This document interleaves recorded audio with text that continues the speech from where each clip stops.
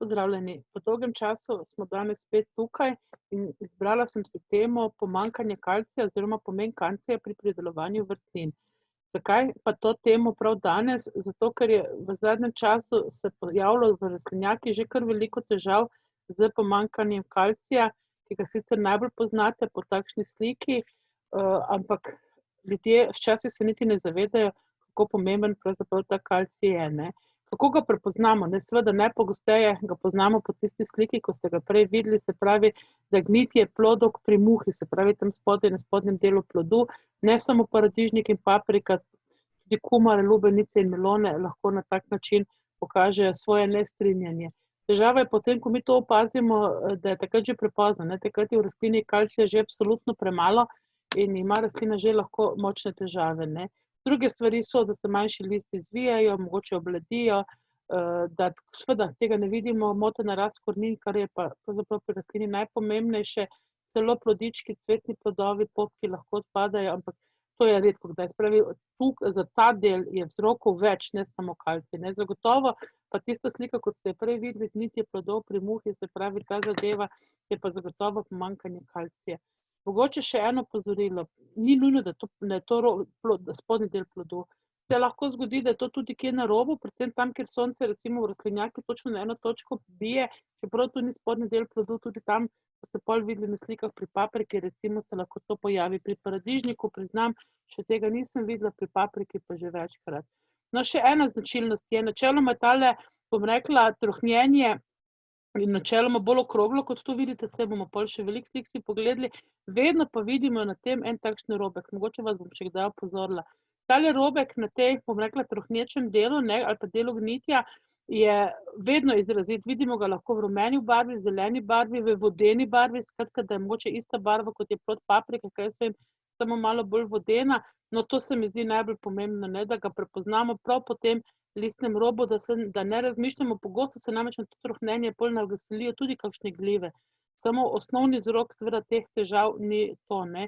Zdaj najprej si bomo pogledali, kaj ni pomanjkanje kalcija. Zakaj? Zato, ker zdaj marsikaj zamenjamo za to, tudi v letošnjem letu bo podobno, namreč tile deli na spodnjem delu plodov, tele razpoke, kot bi paradižnik pokal, vidite plod, to je najbolj pogosto na paradižniku, to ni pomanjkanje kalcija. To je posledica mraza, nizkih temperatur, lahko že v času sadike ali pa najpogosteje pravzaprav v času sadike ali pa v času presajanja. Skratka, ko so se tile cvetovi oblikovali, če so bile temperature pod 15 stopinj Celzija, je velika možnost, da se bo posebej na občutljivih sortah to zgodilo, ne.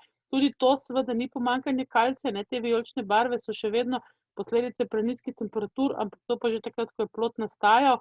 Tudi to ni pomanjkanje kalcija, to mogoče ni najbolj izrazito, to je sončna opeklina. Skratka, na papriki najpogosteje opazimo, ampak tudi kdaj na kakšnem paradižniku. To seveda tudi ni pomanjkanje kalcija, vidimo, ni niti ostrega robu, niti ni tistega roba, ki sem ga prej omenila. Žal, tu gre že lahko za krompirjevo plesen, lahko tudi za kakšen virus, ampak to ni pomanjkanje kalcija. Skratka, rob je navadno izrazito drezen in ob tistem robu različne druge barve je potem tudi takšen dodaten rob, ne. Zdaj, zakaj pravzaprav do tega pride, ne? Ljudje namreč to seveda po človeško rešujemo po najhitrejši poti z dodajanjem kalcija. Posebej v zadnjih letih smo se nekako posebej na vrtovih ljudje odločili za dodajanje lajčnih lupin. Bom pol še povedala, zakaj pravzaprav ta stvar ni tako zelo uspešna, kot si mislimo, ne. Najprej moramo poznati vzroke, moramo poznati vzvode, ki k temu vodijo. No, kalcij je pravzaprav po rastlinah izredno slabo mobilen, to je treba vedeti. Se pravi, kaj to pomeni? To pomeni, da tudi če ga korenine vsrkajo, se po rastlini počasi in težko prenaša, in seveda ta zadnjo, kamor pride, pride do plodov, ne. Zdaj naj vas ne motijo tele tujke, ki jih tukaj vidite, kalcij se po rastlini namreč prevaja ali pa od korenin do tja, kjer ga rastlina največ potrebuje, pride po ksilemu, to je prevodni sistem, po katerem se prevaja po rastlini tudi voda. Večina ostalih hranil, pa skoraj vsa ostala hranila namreč grejo po floemu, to je pa en drug sistem, po njem gre pa kalcija izredno malo, ne. Kaj piše tu, ko piše s pomočjo transpiracije ali pa izhlapevanja, ne? Bomo si pol čisto na koncu še to pogledali, kaj s tem pomeni. To pomeni, da v bistvu rastlina sprejema vodo in v vodi raztopljen kalcij iz tal, tale vodni stolpec gre potem po rastlini navzgor, in skozi listne reže voda izhlapeva in ta v bistvu nastane takšen vodni stolpec, vodne molekule se drugo držijo in če ta vodni stolpec prekinemo, seveda prekinemo tudi dostavo kalcija do rastlinah, ne. Mogoče, če si malo pogledamo, kako to izgleda pravzaprav, kadar imamo visoko transpiracijo ali pa visoko izhlapevanje, to pomeni, kadar so vremenske razmere normalne, v zraku ni veliko vode, tako da voda komot iz korenin prihaja v vrhe rastlin in potem iz vrhov rastlin izhlapeva ven. Takrat se kalcij lepo premika po rastlini, ne, skupaj z vodo gre najprej do zgornjih vršičkov, do listov in koliko malo ga še ostane, namreč znano je, da samo 5% kalcija, ki ga rastlina sprejme, pride do plodov. Vse ostalo se akumulira že v listih, tudi to bomo pol videli, zakaj. Težava pa nastane, ko te transpiracije, se pravi izhlapevanja ni. Izhlapevanja ni v dveh primerih, zgodaj spomladi, bolj pri solatnicah je to prisotno, ko je zračna vlaga 100-procentna. Že iz osnovne šole vemo, da pravzaprav se kemijske snovi izhlapevajo, grejo tja, kjer jih je manj, od tam, kjer jih je veliko. Se pravi, če je v rastlini v vodni raztopini kalcija veliko, pa vode veliko, pa zunaj je ni, gre čez listne reže voda ven. Ne, če pa je v zraku 100% vlaga, pa ta voda nima kam iti in ostaja v rastlinah. In s tem potem je tudi dostava kalcija pravzaprav na robove listov pri solatnicah motena, ne. Druga možnost nizke transpiracije je pa seveda visoka temperatura, ko pa rastline zaprejo listne reže, ker nočejo vode izgubljati. Tudi tisto zvijanje listov paradižnika, recimo, ki se začne dogajati, ko močno sonce sije, to je tudi zato, ker rastline nočejo izgubljati vode. Listne reže so pa večinoma na zgornji strani listov, na spodnjih je malo, in s tem, ko rastlina zvije list, pravzaprav tudi prepreči izhlapevanje vode, ampak prepreči pa tudi dostavo kalcija do tja, kjer ga rastlina potrebuje. Se pravi, v teh dveh primerih pa kalcija seveda ni, ne. Ko sem že rekla, težave nastanejo lahko zaradi presuhega zraka, prevročega zraka, visoke zračne vlage, temperaturni stresi so zelo pomembni, pri temperaturnih stresih rastlina tudi spremeni svoj način metabolizma, skratka dostave hranil do rastline in v tem primeru se tudi zmoti ta dostava kalcija in pa vodni stres, ki je pa tudi zelo, zelo pomemben. To pomeni, da rastlina enkrat vodo ima, enkrat vode nima. No, konec tudi, če trpi dalj časa sušo, se seveda to tudi zgodi logično, saj se kalcij prenaša po rastlini z vodo, ne. Kaj še dodatno pospeši te dogajanja? Gnojenje z dušikom zagotovo.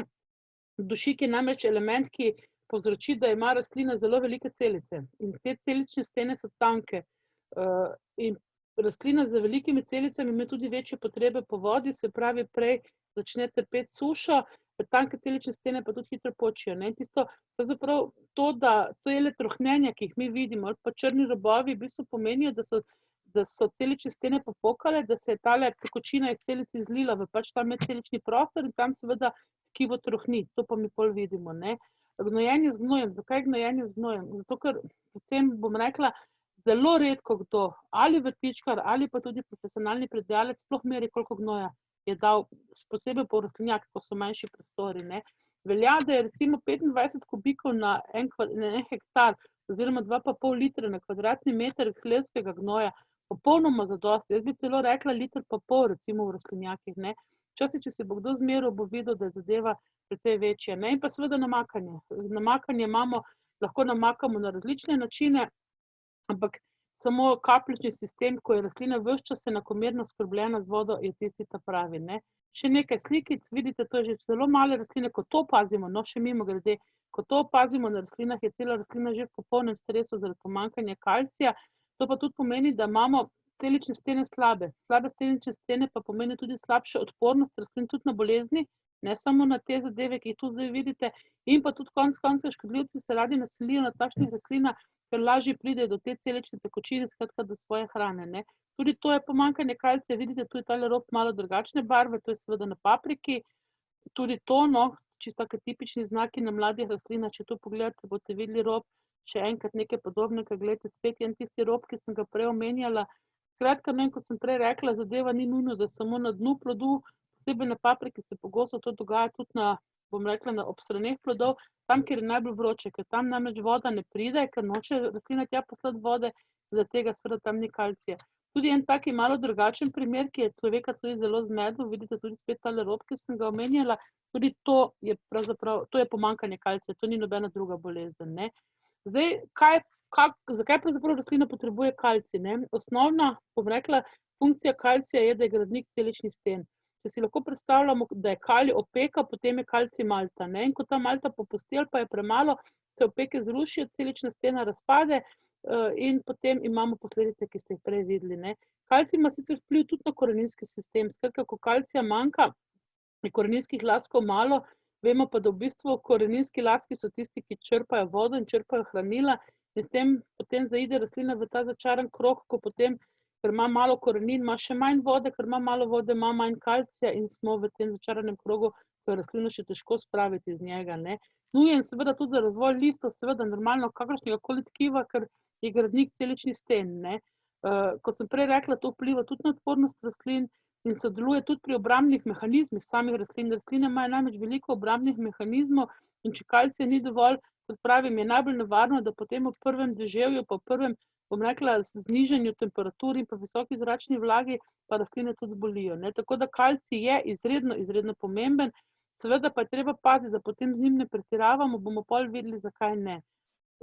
Tu še si lahko preberete pravzaprav, na kaj vpliva kalcij pri vrtninah, ne, tudi na golševost kapusnic, ki je sicer pri nas zadnja leta zelo redka, ker smo porihtali pH-je, ampak vseeno na kapusovo plesen, ki je mogoče bolj izrazita recimo na kitajskem kapusu kot pa na samem zelju, ne, na glivice, padavosti, gnitje korenin in stebel, spet logično, glede na to, da je pač zaradi tega lahko glivica veliko hitreje prodre v samo korenino, v same celice in naredi veliko škode, na botritis oziroma sivo plesen, ta jeseni v rastlinjakih pogosta, pa tudi na pepelovke, recimo pri kumaricah, bučah, bučkah. Tako da dejansko kalcij je zelo pomemben, ne. Zdaj, kakšne so rešitve za pomanjkanje kalcija? Najprej je treba vse narediti, da do tega ne bo prišlo, šele potem kalcij rastlinam dodajamo. Zagotovo je pravzaprav strokovno utemeljeno gnojenje eno izmed temeljev, če si pogledamo ta krog odvisnosti hranil med sabo, ne.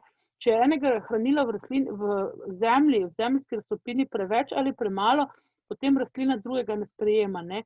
In kot vidite, je kalcij povezan s številnimi hranili, mogoče bi najbolj omenila fosfor. Zakaj? Zato, ker je najbolj pogosto fosfor je absolutno preveč v tleh, vrtnarskih tleh, mogoče malo na prostem, ampak tudi zelo, zelo pa se to pozna v rastlinjakih, ne. In zdaj bom tudi en izmed odgovorov, zakaj so težave s kalcijem v rastlinjakih zelo pogoste, ne.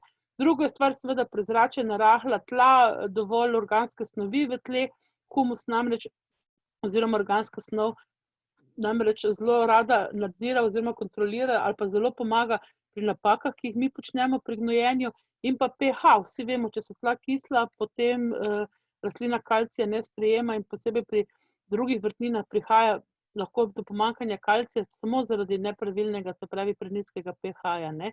Že prej sem omenila, da bom malo bolj razložila ta naš ljubi vodni stolpec, ne, se opravičujem, nisem ravno neki dober visar, ampak vseeno boste tako lažje razumeli. Zakaj je tako pomembna voda? Že prej sem rekla, kalcij gre po rastlinah skupaj z vodo. Korenine te vodne molekule sprejmejo in vodne molekule so po rastlini premikajo v obliki enega takšnega vodnega stolpca. Skratka, ta molekula ni ena po ena, kot to vidite v zemlji narisane, ampak se v bistvu sprimejo z elektronskimi vezmi v en takšen stolpec. In če ta stolpec ne, bom rekla, enakomerno poteka, ne grejo pol te molekule preko listov, preko listnih rež spet v zrak. In ta zadeva poteka čisto po fizikalnih lastnostih, brez neke velike porabe energije. Skratka, rastlina ne porabi veliko energije za sprejem kalcija oziroma vode v sebe, veliko energije pa porabi pravzaprav za sprejem drugih hranil. Če se ta stolpec enkrat pretrga, se pretrga tudi dostava kalcija. Rastlina ostane popolnoma brez kalcija, čeprav ga je v tleh dovolj, ne. In če to traja dan ali pa dva, je dovolj, da nastanejo ti fiziološki problemi, ki smo jih zdaj že videli, ne. Zato je namakanje tako pomembno. In zato je zelo, zelo, zelo nujno, da slej ko prej tudi v manjših rastlinjakih, v vrtičkarskih rastlinjakih vzpostavite kapljični sistem namakanja, veliko lažje vam bo. S kapljicami na počasen način dostavljamo vodo in to tudi v globine, namakati pa moramo redno. To je eno opozorilo. Ne zaradi tega, ker je drugi dan napovedan dež, mi pa moramo danes namočiti rastline, tega ne narediti. To je najpogostejša napaka, predvsem vrtičkarju, ampak tudi kakšnemu profesionalnemu kmetu se to zgodi, ali da mu zmanjka časa, ker vemo, da časa je vedno premalo, pol nekaj pustimo. Ne, pred dežjem je ravno tako potrebno namočiti, tako kot smo navajeni. Lahko date malo manjšo količino vode, veliko manj pa ne. To opravilo bomo pustili po dežju. Ravno zaradi tega, da ne prekinemo tega vodnega stolpca, ker takrat lahko nastajajo v rastlinah velike težave. Zakaj dovolj globoko, ne? Spet smo pri kapljičnem sistemu, zato da se koreninski sistem razvija tudi v globino. Če bomo mi namakali samo po površini, se pravi premalo časa, potem se rastlina preprosto ne bo delala korenin v globino in potem lahko zelo hitro pride do prekinitve tega stolpca. Skratka, veste, da se zemlja vedno izsuši najprej na vrhu, skratka, zato dovolj globoko, ne, seveda pa ne sme zastajati voda, tudi ko voda zastaja, pravzaprav korenine ne sprejemajo vode in rastlina začne celo gniti, ne. Druga stvar, kar je zelo pomembna v poletju, to se bomo mogli spet ponovno navaditi, ne, ko sem jaz hodila v šolo, so nas to učili, pol smo to opustili, zdaj pa očitno imamo takšno poletje, da bo to sploh potrebno. Senčenje rastlinjaka, postaviti senčila, zato da znižamo temperaturo. Temperatura bi mogla biti ves čas pod 30 stopinj Celzija in vemo, da senca najbolj zniža temperaturo, ne. Zračenje rastlinjaka, posebej spomladi, pa tudi zdaj prav v tem času opažam, ker so noči še zelo hladne, da se ljudje ustrašijo in rastlinjak ponoči zaprejo. Nikakor, zapremo ga res samo, ko bodo nočne napovedi spet pod 10 stopinj Celzija in to samo ponoči in ga zjutraj takoj, še preden sonce zasije na njega, odpremo, da se ne bo v njem ustvarila še 100% zračna vlaga. Zdaj si predstavljajte, najprej podnevi bo prevroče, pa bo premalo, pravzaprav bo presuh zrak in bo rastlina zaprla listne reže, vidite, tu že tako lepo zvija liste, ponoči je pa visoka zračna vlaga, pa spet ne more rastlina prestavljati vode in logično, da potem tega hranila zmanjka, ne. In pa zastiranje tal. Zakaj pokrivanje, zastiranje tal? Zato, ker tla samo, če so zasenčena, pravzaprav lahko in mikroorganizmi in pa tudi korenine rastlin normalno funkcionirajo in normalno sprejemajo hranila. Pravi, ta zastirka ni namenjena temu, da ne bo plevela, da bomo imeli mi manj dela, ampak je namenjena predvsem temu, da bodo tla ostala hladna. Ko ostanejo hladna, normalno funkcionirajo koreninski sistemi, tudi vode veliko manj izhlapi in seveda potem rastlina tudi lažje dostavlja kalcij po celi rastlini, ne. In zdaj smo šele pri tem dodajanju kalcija, če opazimo znake pomanjkanja. Zagotovo tisti, ki imate dobre namakalne sisteme, lahko naredite to tudi prek namakalnega sistema, ampak to je pa čisto po mojih izkušnjah. Načeloma nekje do 3. etaže, se pravi 3. nadstropja paradižnika, ta stvar še dobro deluje, potem pa se v bistvu zelo pogosto ustavi, ne. Tako da najpogosteje, kar počnemo, dodajamo kalcij preko listov, listno ali foliarno gnojenje, se pravi z škropljenjem. Zdaj, kdaj, kako in na kak način? Ne, tu imam napisano na koncu še zalivanje, ampak to zalivanje, vam povem, to čisto samo, bom rekla, rezervna varianta, če nam drugo ne uspe ali ne zmoremo narediti ali kakorkoli. Običajno je pa predvsem pri visokih temperaturah zalivanje neučinkovito, se pravi, da vzamemo zalivalko pa vlijemo veliko količino vode naenkrat na tla, ne. Jajčne lupine, pri njih se bom najprej ustavila, ker so se zelo razpasle po Sloveniji v zadnjih 2-3 letih. Jajčne lupine, glejte, če malo razmislite, veste, da ne morejo delovati. Prvo, kar sem rekla to, da v bistvu rastlina sprejema kalcij skupaj z vodo in da tudi, če namakanje ni rešeno, potem jajčne lupine seveda kalcija ne bo nikoli dovolj, da bi prišel pravzaprav do celičnih sten, ker tja mora priti, da tam deluje, ne. Druga stvar, jajčne lupine, ja, če bi vsak drugi, tretji dan natresli, raztopili v vodi in z njimi zalili, bi verjetno tudi vse do 3., 4. etaže delovale, ne.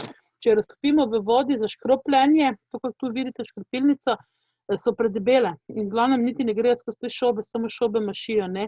In jajčne lupine se raztopijo v vodi in potem v 2-3 dnevih izginejo iz zemlje. Tako da jajčne lupine, ja, definitivno so zelo dobre za zemljo, dobre so za mikroorganizme v zemlji, dobre so tudi za rahljanje zemlje. Problemov s kalcijem pa jajčna lupina, posebej ne dana v jamico, ko sadimo sadiko, ne bo pomagala, ne. Tako da to izločimo. Je pa res, da namočene koprive vsebujejo veliko kalcija, se pravi, za domačo uporabo lahko namočimo koprive. Veliko kalcija vsebujeta tudi mleko in sirotka, ta dva imata še druge funkcije pri škropljenju, tako da razredčeno 1:1, če to redno delamo, seveda bodo tudi pomagala. Pol smo pa že pravzaprav konec pri teh domačih pripravkih, gremo na kupljene pripravke. In to je seveda vse, kar sem zdaj omenila, dovoljeno v ekološki pridelavi, prav tako kot pripravki, ki vsebujejo izvlečke morskih alg, ki jih tudi dobimo v trgovinah, in konec koncev tudi kalcijeva listna gnojila, ne vsa, nekatera so dovoljena v ekološki pridelavi. Kdaj? Če škropimo ali pa če računamo na domače pripravke, ki sem jih na začetku omenila, potem moramo začeti s tem škropiti rastline pravzaprav takoj, ko nastavijo prve plodove. Absolutno pa, ko gre temperature nad 25 stopinj Celzija dnevne in ko se tudi nočne ne spuščajo več pod 15 stopinj Celzija. V tem primeru, če začnemo pravočasno, ja, moram še to omeniti, ko rastlina pokaže te znake pomanjkanja, se pravi, da vidimo spodaj na dnu plodu že tiste črne fleke, je seveda absolutno je rastlina že v stresu zaradi pomanjkanja kalcija. To je že tista stopnja, pri kateri se včasih zgodi, če so še temperature visoke, da že težko rešujemo rastline, ne. Zato moramo to začeti prej, predno pazimo te znake. In s temi domačimi pripravki, ki res niso skoncentrirani, ker tudi veliko kalcija ne pride tja, kamor bi moglo iz teh pripravkov, nič ni hudega, ker tudi liste zavarujemo, začnemo škropiti, ko se prvi plodovi oblikujejo in škropimo na začetku na 14 dni. Ko grejo temperature za dalj cajta, se pravi 3, 4, 5 in pa več dni, nad 30 stopinj Celzija, zadevo pojačamo in škropimo enkrat na teden. Enako velja z kupljenimi pripravki, ko sem rekla, dobimo kalcijeva listna gnojila, dobimo zelo dobre kalcijeva listna gnojila, dobimo po koncu koncev veliko kalcija vsebuje tudi morske alge, ne. Velja isto, samo da tu lahko začnemo mogoče v drugi, tretji etaži, spet, če grejo temperature prej nad 30 stopinj Celzija, začnemo prej in prav tako lahko škropimo na 14 dni in šele nekje pri 5., 6., 7. etaži pojačamo zadevo in to počnemo enkrat na teden. Običajno zadošča na 14 dni. To je to, kar se tiče kalcija, ne. Zdaj prej sem rekla, da gre tudi prek namakalnega sistema, se pravi s fertigacije. Marsikdo, posebej v teh manjših, tudi proizvodnih, ampak manjših rastlinjakih, še manj pa pri teh vrtičkastih rastlinjakih, ta namakalni sistem oziroma to dozatorje, s katerimi je veliko lažje delati, ne, ima, da bi lahko preko tega dodajal kalcij, ampak ni težav. Poglejte, te kocke, to so tudi moja mama recimo ima na vrtu tudi, takšne kocke dvignemo nekam na višino, tisti, ki imate kakšno hrib nad njivo, nad rastlinjakom, toliko boljše, drugače si lahko pomagate tudi na tak način. In v to kocko date samo toliko vode, koliko jo potrebujete za eno namakanje. Se pravi, ne polne kocke, ampak koliko potrebujemo za eno namakanje. In potem potem spustimo to vodo, najboljše je najprej spustiti to vodo v rastlinjak, vsaj za ene 10, 15, 20 minut, ni pa nujno potem dodati potreben kalcij za to površino in potem to vodo spraznimo ven. Namočimo, seveda na tak način lahko fertigiramo, dodajamo tudi druga hranila. Mogoče se bomo kdaj kmalu srečali tudi na temo kalija in podobnih zadev. Skratka, tudi tako si lahko pomaga tudi vsak vrtičkar. Ni nujno, da si ravno profesionalec z dozatorji, da ne bi mogel te zadeve dodajati preko koreninskega oziroma preko namakalnega sistema, ne. Kot pa sem rekla, kalcij, ker je tako specifičen, pa posebej kadar je vroče, bo učinkoval samo preko listov, se pravi samo foliarno. Zdaj si pa za konec pogledamo še nekaj težav na drugih vrtninah. Recimo pogosto opazim to na cvetačah, posebej tisti, ki želijo imeti cvetače sredi poletja v vročini ali pa ki so preveč gnojili s kunskim gnojim, tam se to pojavlja, pa recimo tudi pri jesenski suši, ne. Pomanjkanje kalcija ni nujno, da samo pri visokih temperaturah, sem prej rekla, je lahko tudi pri suši. Pri solati pa najpogosteje to zadevo opazimo še spomladi v rastlinjakih, ali pa pod agrokopreno, ko je previsoka zračna vlaga. Tudi pri zelju v enem letu, zdaj se že ne pozabim več, katero leto je bila izredno suha jesen, no, saj mimogrede tudi zima 2019, 2020 je bila ekstremno suha, ne. Ker pa ni več vroče, ne, ljudje ne povezujejo pravzaprav več tega s sušo in niso namakali tega zelja. Poglejte, tile obroči, ki so notri, tu mogoče se malo slabše vidi, ponekod malo boljše. Skratka, to je posledica pomanjkanja kalcija. Podobno se lahko zgodi tudi na čebuli. Nekateri pravijo, da to samo bakterija, ni nujno. Lahko se je bakterija naselila zato, ker je bilo ko je tisti obroček v čebuli nastajal, pravzaprav rastlini zmanjkalo kalcija, ne.